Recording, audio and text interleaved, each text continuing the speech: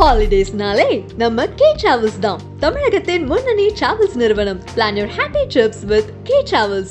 ஆக ஒட்டுமொத்தத்தில் சட்டப்படி எடப்பாடி பழனிசாமிக்கு தான் சாதகம். ஆனால் இவங்க இழுக்கிற இழுப்பு பார்த்தா எனக்கு ஒரு சந்தேகம் வருது. என்னன்னா, ப்ராக்டிக்கலாக சூரியமூர்த்தி வழக்கு போடுறாரு. சூரியமூர்த்திக்கு ஸ்டேட்டஸ் கோ இல்லை, அவர் அதிமுக கிடையாது.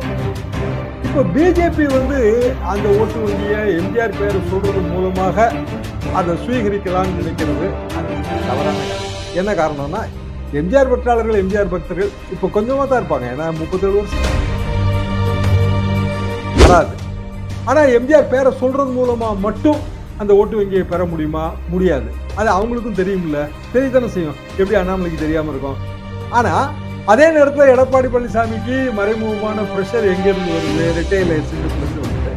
ஒருவேளை சிக்கலாயிருமோ அப்படின்னு நினைச்சா, ரைட்டு, நீங்க பிஜேபி கூப்பிட்டு வாங்க, உங்களுக்கு என்ன பிரச்சனை? அண்ணாமலை தானே, அண்ணாமலையை வேணா நாங்க நேஷனல் செக்ரட்டரி ஆக்கிடுறோம், இல்லை தேசிய அளவில் ஒரு பெரிய போஸ்ட் போட்டு கேட்போம்.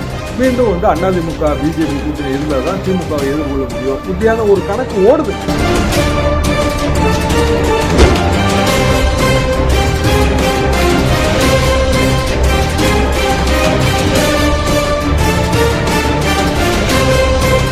Again, Tamil has the highest viewership in India, USA, UK, Dubai, UAE, Saudi, Malaysia, Singapore, Norway, Sweden, Switzerland and Denmark. Join us and take your business to the world. வணக்கம் ஆகாயம் நண்பர்களே. தேர்தல் ஆணையம் இரட்டலை விவகாரத்தில் என்ன முடிவெடுக்கும்? எம்ஜிஆரை பிஜேபி ஏன் விரும்புகிறது? இதை பற்றி பேசுவதற்காக மூத்த பத்திரிகையாளர் திரு தராசு ஷியாம் நம்முடன் இணைகிறார். வணக்கம் திரு ஷியாம். வணக்கம் நிஜேந்தர். தேர்தல் ஆணையம் என்ன முடிவெடுக்கும்? அதிமுகவுடைய இரட்டலை விவகாரத்தில் என்ன முடிவெடுக்கக்கூடிய வாய்ப்பு இருக்கு? சட்டப்படியா, அரசியல் சதுரங்கப்படியா? ரெண்டு விஷயத்திலும். சட்டப்படினா எடப்பாடி பழனிசாமி அவர்களுக்கு தான் சாதகமாக தீர்ப்பு வர வேண்டும். என்ன காரணம்னா, தேர்தல் ஆணையம் எப்போதுமே இந்த சின்னம் சம்பந்தமான எல்லா தாவாக்களிலையும், கட்சி பிளவு சம்பந்தமான எல்லா தாவாக்களிலும் அது சாதிக் அலி வழக்கை தான் கோட் பண்ணுது. சாதிக் அலி காங்கிரஸ் கட்சியோட, அகில இந்திய காங்கிரஸ் கட்சியோட பொதுச் செயலாளர்கள் ஒருவர். 69 காங்கிரஸ் கட்சி பிளவுபட்ட போது அதன் சின்னம் ரெட்டைக்காலை, ஜோடிக்காலை. எங்க ஸ்கூல் டேஸ்ல எல்லாம் அதுதான் ரொம்ப பாப்புலர் சின்னம். அது சம்பந்தமான தாவா வரும்போது ஸ்தாபன காங்கிரஸுக்கும், அதாவது அடிப்படையில் இருந்த மூத்த தலைவர்கள் அடங்கிய ஸ்தாபன காங்கிரஸுக்கும் இந்திரா காந்தி தலைமையிலான காங்கிரஸுக்கு இடையில தாவா. அந்த வழக்கு ரொம்ப நாள் நடந்துச்சு. சுப்ரீம் கோர்ட்டுக்கு போச்சு. சுப்ரீம் கோர்ட்டுக்கு போகும்போது இந்திரா காந்தி அம்மா தேர்தல் எல்லாம் ஜெயிச்சு பசுங்குன்ற சின்னம் அவங்களுக்கு அது வாங்கி அது வெற்றி சின்னம் ஆயிடுச்சு. அவங்க உண்மையிலேயே ரெட்டைக்காலை பத்தி கவலைப்படலை. ஸ்தாபன காங்கிரஸ் ராட்டையில் நூல் இருக்கும் பெண், அது ராட்டை சின்னம், அது அவங்களுக்கு பெர்மனன்ட் ஆயிடுச்சு. இருந்தாலும் வழக்கு நடந்தது. வழக்கில் சுப்ரீம் கோர்ட் தீர்ப்பு கொடுக்கும்போது, இனிமேல் கட்சி பிளவுகள் சின்னம் சம்பந்தமான தாவா வரும்போது அந்த சிம்பிள்ஸ் ஆர்டரை அப்ளை பண்ணும்போது 3 வகையான பரிசோதனைகளை கடைபிடிக்கணும். முடிவுக்கு வருவதற்கு முன்பு கடைபிடிக்க வேண்டிய பரிசோதனைகள் 3. அது ஒன்று லெஜிஸ்லேட்டிவ் மெஜாரிட்டி, எம்பி எம்எல்ஏ எண்ணிக்கை யார் யார் பக்கம். ரெண்டாவது ஆர்கனைசேஷனல் மெஜாரிட்டி, கட்சி அமைப்பு யார் யார் பக்கம். மூணாவது பைலா டெஸ்ட். இந்த 3 டெஸ்ட்டையும் நம்ம அப்படியே இதே கேஸ்ல அப்ளை பண்ணி பார்த்தோம்னா, எம்பி எம்எல்ஏக்கள் எண்ணிக்கை எடப்பாடி பழனிசாமிக்கு தான் ஆதரவா இருக்கு. கட்சி அவருக்கு ஆதரவா இருந்தால் நம்ம தொடர்ந்து பார்க்குறோம். பொதுக்குழு, செயற்குழு தீர்மானங்கள் எல்லாமே. பைலா திருத்தப்பட்ட விதிகளை தேர்தல் ஆணையம் ஏற்றுக்கிட்டு அவங்களோட வெப்சைட்ல போட்டாங்க. இனிமேல் அந்த பைலா சம்பந்தமான தாவாவை நம்ம கிளப்ப முடியாது, தேர்தல் ஆணையத்தில் கிளப்ப முடியாது, நீதிமன்றத்துக்கு போகலாம். ஆக ஒட்டுமொத்தத்தில் சட்டப்படி எடப்பாடி பழனிசாமிக்கு தான் சாதகம். ஆனால் இவங்க இழுக்கிற இழுப்பு பார்த்தா எனக்கு ஒரு சந்தேகம் வருது. என்னன்னா, ப்ராக்டிக்கலா சூரியமூர்த்தி வழக்கு போடுறாரு. சூரியமூர்த்திக்கு ஸ்டேட்டஸ் கோ இல்லை, அவர் அதிமுக கிடையாது. ஓபிஎஸ் வழக்கு போடுறாரு. ஓபிஎஸோட தாவாலையும் அவர் அதிமுக எதிர்த்து ராமநாதபுரத்தில் போட்டி போட்டார். ஒரு கட்சியிலேருந்து எதிர்த்து போட்டி போட்டாலே வாலண்டரிலி குவிட்டிங் த பார்ட்டி, அதாவது அது ஒரு தகுதி இழப்போட ஒரு அம்சம். தகுதி இழப்பு 2 வகை. For being a member, for being chosen as a member. Being a memberனா எம்பியா எம்எல்ஏவா தொடர்வதற்கு, அதுக்கே அவருக்கு தகுதி இழப்பு வந்துருது. ஓபிஎஸ்க்கு அவர் எம்எல்ஏ பதவியே இழக்கணும் நியாயமா பார்த்தா. என்ன காரணம்னா, அவர் கட்சியோட அதிகாரப்பூர்வமான சின்னத்தையும் வேட்பாளரையும் எதிர்த்து வேற ஒரு சின்னத்துல போட்டி போடும்போது அவரே தானாக முன் அந்த கட்சியிலிருந்து விலகிட்டாருன்னு தான் அது பொருள். பல தீர்ப்புகள் இருக்கு அதுக்கு. அப்படின்னா அவரோட தாவாவையுமே தேர்தல் ஆணையம் ஏற்றக்கூடாது. அதாவது அட் த அவுட் செட் அப்பேரண்டா உடனே அதை ரிஜெக்ட் பண்ண வேண்டிய ஒரு தாவா. டிடிவி வந்து இந்த பிரச்சனைக்குள்ளே போகல. அவர் 2019 வெளியில வந்து தனி கட்சி ஆரம்பிச்சாச்சு. சசிகலாவும் இந்த பிரச்சனைக்குள்ளேயே போகல. அப்படி இருக்கும்போது தேர்தல் ஆணையம் ஃபர்தரா டேட்டு போட்டு அதை மேலும் விசாரிக்க வேண்டிய அவசியம் எல்லாம் ஒன்றும் இல்லை. ஆவணங்களை கொண்டு வந்து கொடுங்கள் அப்படின்னு சொல்ல வேண்டிய அவசியம் எல்லாம் ஒண்ணுமே இல்லை. ஆனாலும் அது அப்படி சொல்லுது. அவங்கள கேட்டா என்ன சொல்லுவாங்கன்னா, நாங்க கோர்ட்டுக்கு எல்லாம் சப்மிட் பண்றதுக்காக சொல்றோம் அப்படின்னு அவங்க சொல்லுவாங்க. அதான் அவங்களுக்கு வழக்கமா சொல்ற காரணம். எனக்கு என்ன சந்தேகம்னா, உள்ளாட்சி தேர்தல் இப்ப இல்லைன்னு ஆயிப்போச்சு. ஈரோடு இடைத்தேர்தல் பிப்ரவரி மாசம்னு சொல்றாங்க. அப்ப ஜனவரி வரைக்கும் இதை இப்ப இழுக்கிறாங்க.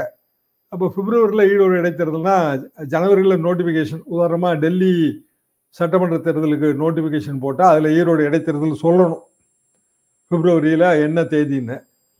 அதுக்குள்ள இந்த தாவாவை எங்களால விசாரிக்க முடியாது.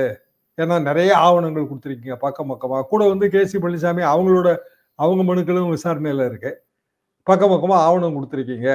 அதனால இந்த ஈரோடு இடைத்தேர்தலுக்கு மட்டும் ஒரு ஏற்பாடு, தற்காலிக ஏற்பாடு, இரட்டையில இல்லை அப்படின்னு முடிவு எடுக்கலாம். ஏன்னா இதுக்கு முந்தைய அப்படி முடிவு எடுத்திருக்காங்க.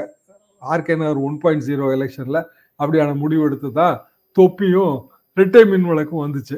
இதெல்லாம் சமீபத்திய வரலாறு தான். 2017 தேர்தல் ஆணையம் அந்த தில்லுமுள்ளு செய்யும். இதுக்கு முன்பு செய்தது தான், இனிமேலும் செய்ய போறது தான். அந்த இடத்துல எனக்கு வந்து அந்த சந்தேகம் இருக்கு. எடப்பாடி வெற்றிகரமா வெளியே வந்துருவாரு.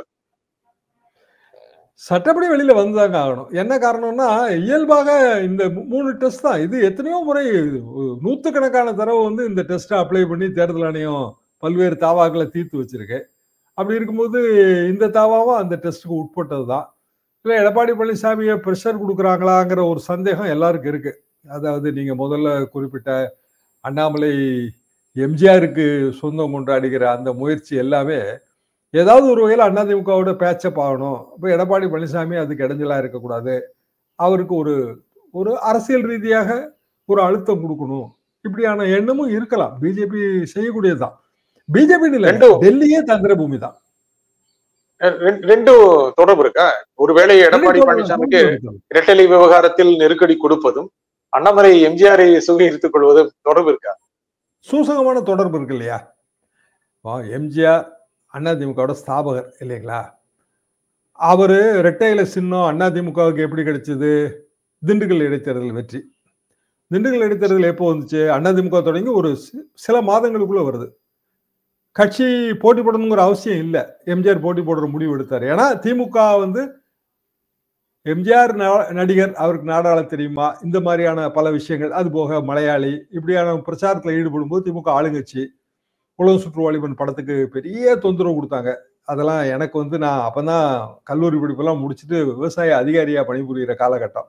மதுரை மீனாட்சி தியேட்டர்ல அந்த படத்தை ரிலீஸ் பண்றதுக்கு என்ன பாடுபட்டோன்னு எனக்கு தெரியும். இன்னைக்கு கூட ஹிந்து பத்திரிகையில ஒரு பெரிய ஆர்டிகல், அதாவது Julius Caesar of South India அப்படின்னு ஒரு ஆர்டிகல். என்ன யாருன்னா, ராமநாதபுரம் ராஜாவை 1967 எதிர்த்து போட்டியிட்டு வெற்றி பெற்ற திமுக மாவட்ட செயலாளர். அதுல வந்து அன்வர் ராஜா அதிமுகவோட சீனியர் பர்சன், எனக்கு நல்ல நண்பரும் கூட, சமகாலத்தினர் எனக்கும் அவருக்கும். அவரோட கோட்ஸ் பூரா அதில் போட்டிருந்தாங்க. எப்படி வந்து சவுத்துல வந்து திமுக கால் ஊன்றியது, எம்ஜிஆர் எப்படி வந்து அதுக்கு உறுதுணையாக இருந்தார்னு. இந்த அன்வர் ராஜா வந்து உலக சுற்றுவாளிபன் படம் வெளிவந்தால் நான் சேலை கட்டி கொள்கிறேன்னு மதுரை முத்து சொன்னாரு. மதுரை முத்து மேயர். அப்போ முத்தண்ணா எப்படின்னா எங்க ஃபேமிலிக்கும் ரொம்ப க்ளோஸ். அதாவது நான் வந்து அதுக்கு பிறகு அக்ரிகல்ச்சர் ஆஃபீஸரா இருந்துட்டு ஸ்பிக் நிறுவனத்தில் பணியாற்றும் போது மதுரை தம்போ கிரவுண்ட்ல எக்ஸிபிஷன் போடுவாங்க. அதுல ஸ்பிக்கு ஸ்டால் போட்டிருந்தது. நான் ஸ்டால் இன்சார்ஜ், அவர் மேயர். நான் ஸ்டால் வாசல்ல முதலே போய் உட்காந்துருப்போம். அதாவது எக்ஸிபிஷன் திறக்கிறதுக்கு முந்தி. இவர் மேயர் வந்து அங்க பக்கத்துல முனிசிபல் கட்டடம் மாதிரி இருக்கும், அதுக்குள்ள வந்துருவாரு. என்னை அப்படியே முறைச்சு பார்ப்பாரு. இவர் எப்படின்னா, அதாவது நம்மலாம் வந்து எம்ஜிஆர் ஆதரவாளர்கள்னு எண்ணம். ஆனா முத்தண்ணனே எம்ஜிஆர் ஆதரவாளராக இருந்தவர் தான்.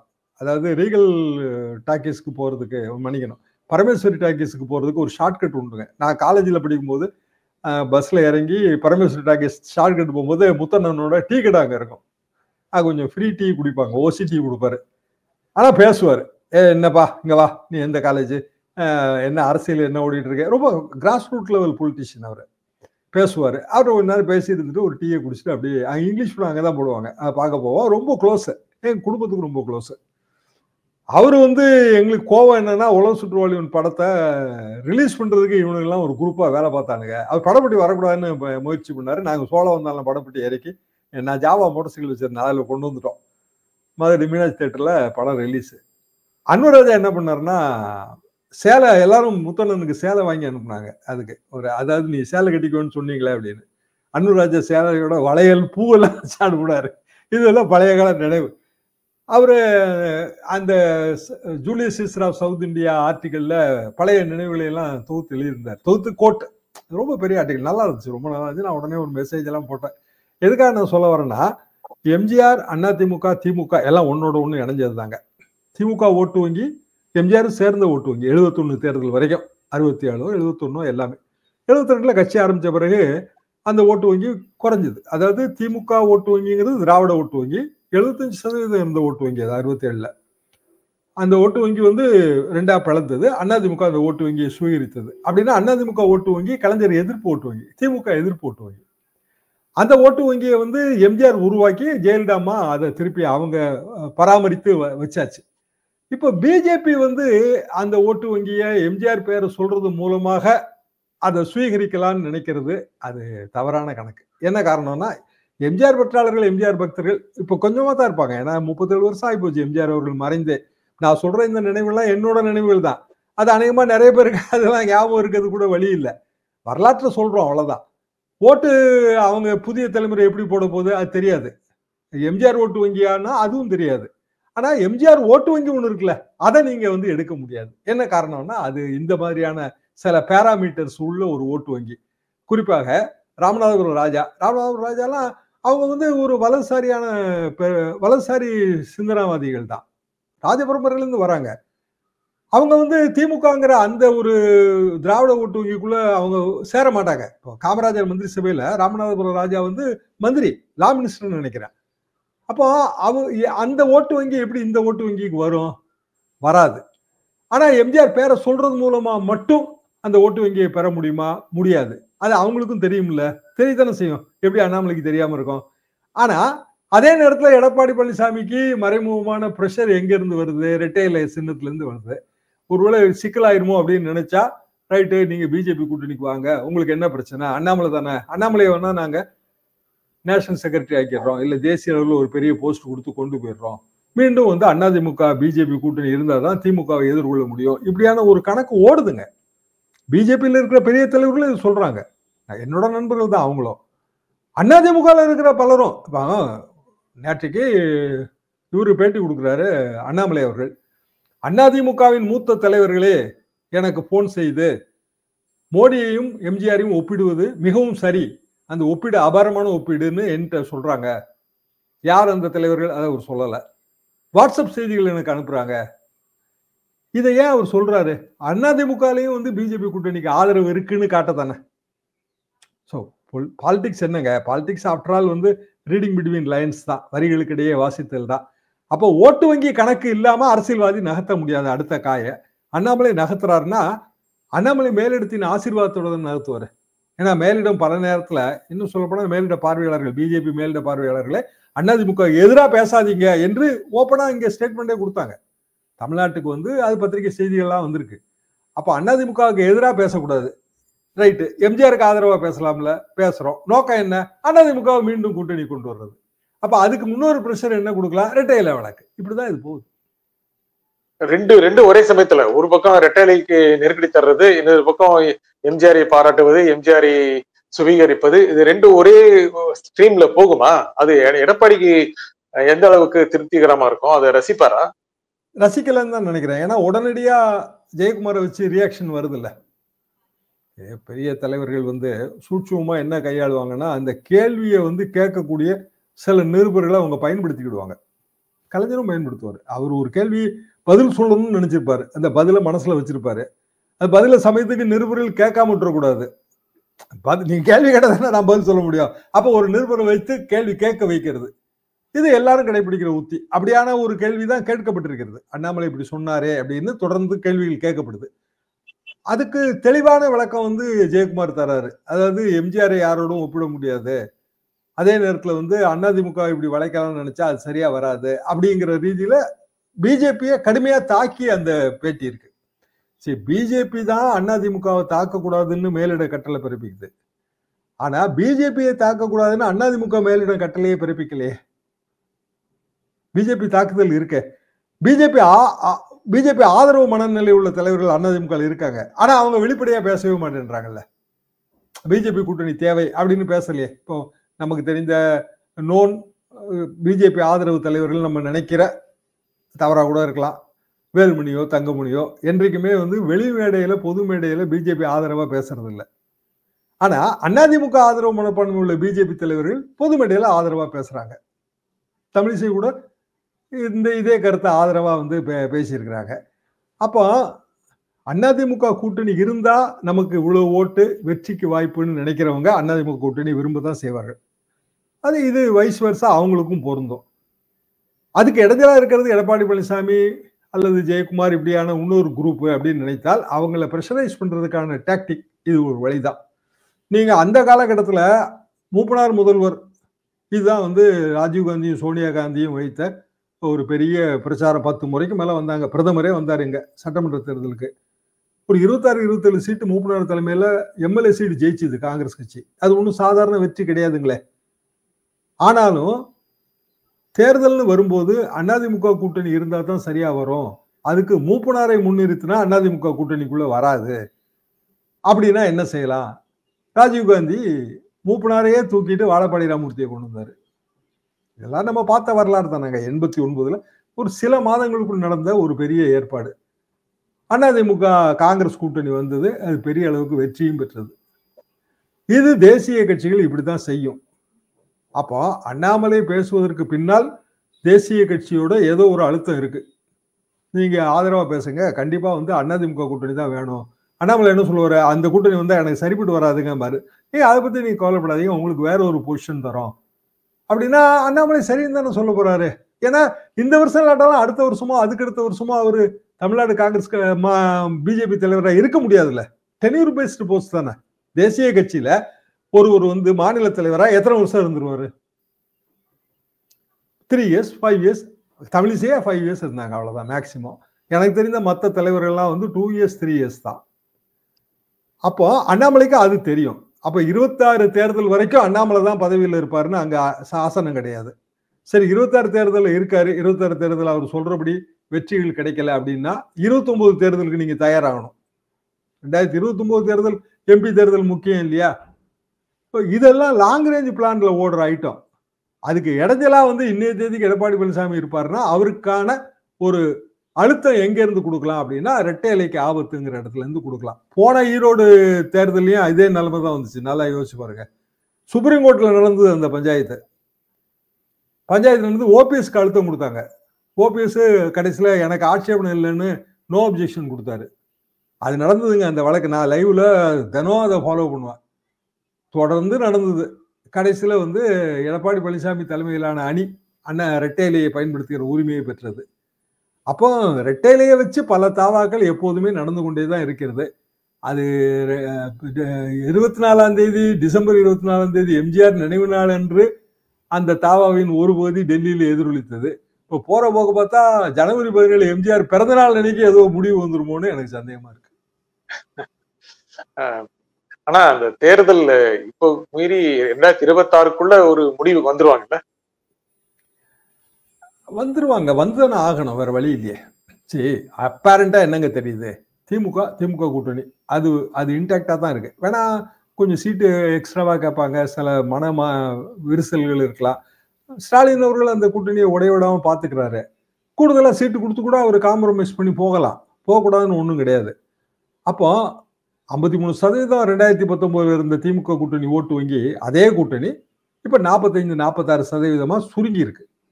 அப்போ ஒரு 7% இழந்திருக்காங்க. இன்னொரு 7% கூட இழக்கலாம். 40% தான் திமுக கூட்டணியோட 2026 பெஸ்ட் பெர்ஃபார்மன்ஸ் நீங்க எடுத்துக்கிட்டீங்கன்னா கூட மிச்சம் எல்லா கட்சியும் சேர்ந்து 60% பிரிக்கத்தானே செய்யறாங்க. இன்னொரு 40% வரக்கூடிய அளவுக்கு கண்ணுக்கு தெரிஞ்ச எந்த கூட்டணி இருக்கு சொல்லுங்க? 40% என்னோட லெவலுங்க, 35% என் லெவல்னு வச்சுங்க. 35% ஈக்குவேட் பண்ணக்கூடிய இன்னொரு அணி எங்க இருக்கு? இல்ல. BJP leaders, spokes persons, TV விவாதங்கள் என்ன சொல்றாங்கன்னா, மொத்தம் 5-3 போட்டிங்க, 5-3 போட்டியில பல துண்டுகளா பிரியுது, எங்களுக்கு கையில 18% இருக்கு, இன்னொரு 7% ஏறினா கூட 25% இருந்தாலே தமிழ்நாட்டில் கணிசமான சீட்டுகளை பிடிக்கலாம். அது கரெக்ட் தான். என்னன்னா, மூப்பனார் தலைமையிலான அந்த காங்கிரஸ் 1989 20% 26 சீட் எடுத்திருந்தாங்க. அப்போ 26 சீட்டோ இல்லைன்னா 18 சீட்டோ எடுத்தா கூட பிஜேபி தன்னோட வெற்றின்னு அதை காட்டும். எங்களோட வாக்கு சதவீதம் உயர்ந்திருக்கு, சீட்டு உயர்ந்திருக்கு, இது எங்களோட வெற்றின்னு காட்டும். அதுக்கே இது போதுமானதுன்னு அவங்க அப்படியான ஒரு கால்குலேஷன் போடுறாங்க. எது எப்படி இருந்தாலும் இந்த முடிஞ்சு போச்சுங்க டிசம்பர். இன்னைக்கு நம்ம டிசம்பர் 25 இருக்கிறோம். ஜனவரி ஆரம்பிச்சா அவ்வளவுதான், கடகடன்னு ஓடிரும், இந்த தேர்தலை நோக்கி போயிடும். ஜனவரி மாதம் நமக்கு வரவிருக்கிற மாபெரும் அரசியல் ரீதியான சூழல் என்னன்னா, ஒண்ணு எடப்பாடி பக்கம்தான் என்று தீர்ப்பானா அது அவருக்கான கெயினா மாறும். இல்ல ஈரோடு இடைத்தேர்தல் டேட் ஆகி போச்சு, முடியல, ஆவணங்களை எல்லாம் பரிசீலிக்க முடியல, எங்களுக்கு ரொம்ப கஷ்டமா இருக்குங்க தேர்தல் ஆணையத்துக்கு, அதனால இப்போ மற்ற சட்டமன்ற தேர்தல், டெல்லி சட்டமன்ற தேர்தல் நாங்க கவனம் செலுத்த வேண்டியது இருக்கு, அதனால இதை லேட்டா தான் நாங்க பண்ண முடியும் அப்படின்னா அது வரைக்கும் என்று சொல்லி தற்காலிக ஏற்பாடு. ஏற்கனவே அதுவும் கடைபிடிக்கப்பட்ட பழைய உத்தி தான். அதை நோக்கியும் இவர்கள் செல்வார்கள். டெல்லி தந்திர பூமி என்பதை மறந்துவிட வேண்டாம். இந்த நிகழ்ச்சியில் உங்கள் கருத்துக்களை கூறியமைக்காக திரு தராசிஷா மிக்க நன்றி. மீண்டும் ஒரு நிகழ்ச்சியில் சந்திப்போம். நன்றி, வணக்கம். ஹாலிடேஸ்னாலே நம்ம கே டிராவல்ஸ் தான் தமிழகத்தின் முன்னணி டிராவல்ஸ் நிறுவனம். Plan your happy trips with K Travels.